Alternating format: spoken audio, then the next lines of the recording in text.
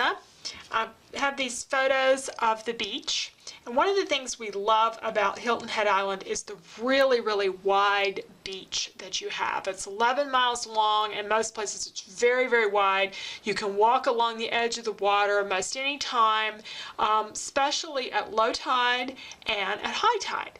But at the in-between tide, there comes a point sometimes where it's difficult to walk along the edge of the water because you can kind of barely see in this photograph. It's either the tide's coming in or going out. I don't know which here, but there's an area where you can't cross over unless you really wade in fairly deep into the water to go from one section of the beach to another. So you end up here walking, if you're trying to walk along the edge of the water, the sort of pebbly part of the sand that's just kind of a washboard sort of effect with the sand, and it's not that hard to walk on. It's just different, and it's not my favorite part, or it hadn't been my favorite part. But on this particular day, I found myself sort of leaping from one little spot to another, kind of like walking across the rocks in a creek bed, except with a lot less hazards, and I really enjoyed it. And my husband snapped some photographs. He was taking them with my camera, and they're not the most zoomed in or the best focused photographs here. Some of them were quite a distance, but it still brings back the memory, and I'd like to bring back the memory further by creating a page where it's one of those pages that as soon as you see it, your memories come to you, because all of the elements really tell the story. And what I'd like to do is to recreate this pebbly kind of sand, this washboard look on the sand, with some modeling paste and a stencil, and I'm going to try to color this the color of sand. The best thing I know for sand making in scrapbooking is the Sahara Sand ink from Stampin' Up. So I'm going to use some light modeling paste, Sahara Sand ink, and I have this stencil from Crafter's Workshop that I've had forever, and I've used it over and over. You can tell from how dirty it is. I've used it over and over again. I wish I had the big version of it, but I don't. So we're going to use the larger squares and try to create that kind of look with the sand. But it's going to take me a little bit to figure out exactly how much Sahara Sand ink to go in the modeling paste. So let's do a little bit of playing here, and we'll make up a sample and let it dry and just see how it comes out. So I'm going to take kind of one swath of modeling paste here, maybe a little more than that, maybe like a teaspoonful, something like that, of modeling paste. And I'm going to add a drop of Sahara Sand ink. And the reason this is really inexact and you can't tell what happens is because the white part of the modeling paste will dry clear. So the color will... Actually, I'm sorry, that's not true. If it were gel, it would dry clear. With the white modeling paste, actually you can get a pretty good idea of what it's going to look like. So I was thinking this is one I had to really let it dry to see what it did, but I don't think it is. It's been a while since I used this. So I've got 3 drops there now. It's kind of taking on a green cast, but I still think it's going to be the closest. I could add something brown, but I think this will end up being the closest thing that I'll get to my sand color, so I better not try to do too much mixing. So I had 3 drops for that teaspoon or teaspoon and a half or so of modeling paste. And I want it blended really well. I want my sand to be an even color. Okay, and let's take this and spread some of this over a scrap of Sahara Sand paper and see what it looks like. And I want it to be a little bit rough. I want it to be perfectly smooth. Have a little texture there. Okay. Now we're going to let that dry and make sure that it comes out good when it dries, that we're going to have the color that we want to have to go with for this background. But I think that will be kind of neat. The other thing I'd like to experiment with is adding a little bit of mist to it, like the water is flowing over the sand, just to see how that works. That may or may not work for me. So I think what I'll do is another section here, since I have plenty of this. And so I'll have enough to experiment with. So now I have my dried sample, And I'm going to cut it in half so can keep some of it without mist, and then try some mist on some of the rest of the paper. I'm going to mop up the top of it a little bit because I'm trying to get the mist off where the molding paste was. And that worked really well because it kind of has a rough texture, and I didn't know if I'd be able to get the mist off of it, but I did it quickly and it didn't really set. And so I like how those look.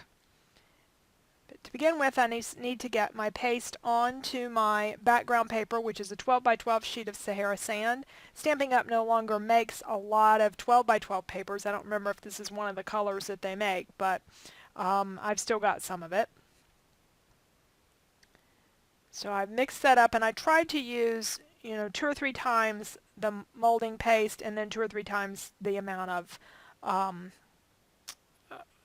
ink drops that I had before. I needed just a little bit more to make it dark enough. Get that mixed up good, and then spread that over the stencil. And I'm going to do it in several different sections, because the way this is on the beach is there's areas kind of in between that don't have this sort of washboard effect. It creates actually these little pools in the middle of the beach, and it's great for families with small children because the kids can play in those. It's like having little kiddie pools all over the beach.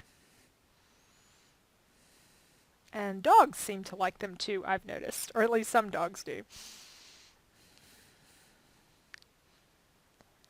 So just kind of spread this around, again getting a little bit of a rough texture here and there. And I'm going to fill up a lot of the lower part of my page, leaving a little bit of a few open areas as well.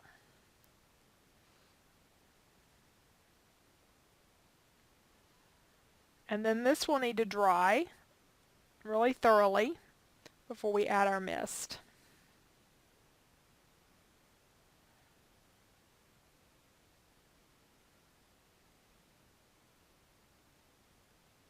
So on the dry background, we're going to take this is Tattered Angels mist, and I'm spraying it across the top. I don't want it to go all over because the water isn't coming all the way up at the time that I'm walking. And I add a little bit of water to the mist to let it run some, and then using my paper towel to dab off some extra and to try to get it off of the molding paste, and that works really quite well.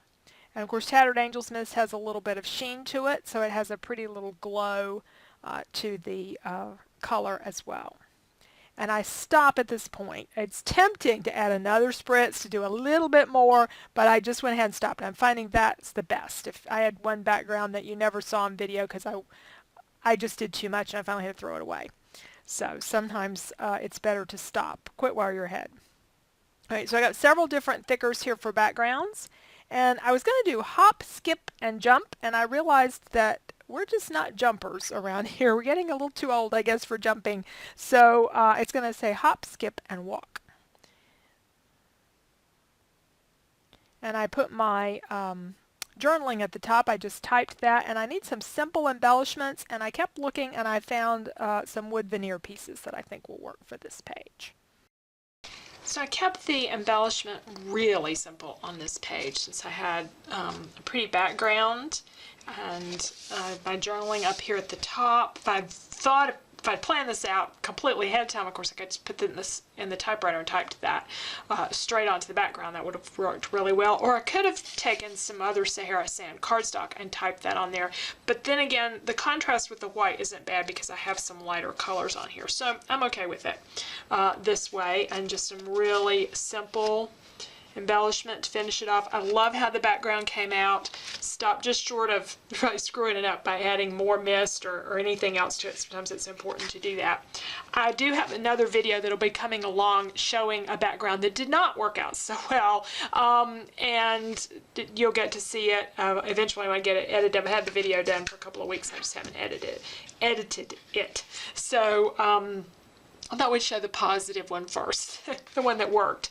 So anyway, thanks for watching today. I hope you enjoyed the video, and if you liked it, I'd love to get a thumbs up for my YouTube video. And if you're not already a subscriber, you can subscribe to me on YouTube. And I'd love for you to follow me on Instagram. If you use Instagram, it's my favorite of the social media. I don't consider YouTube really social media because it's very informative, and what would we do without it, but YouTube or Instagram for the social aspect and sharing photos and things, I think is a wonderful tool, and I think it's a lot of fun. So you'll see my Instagram address on the screen.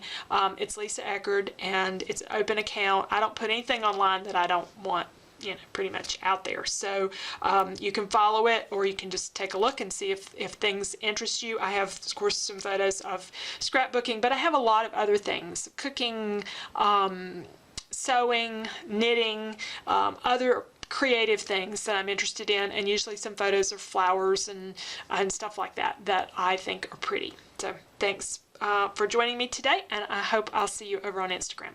Bye.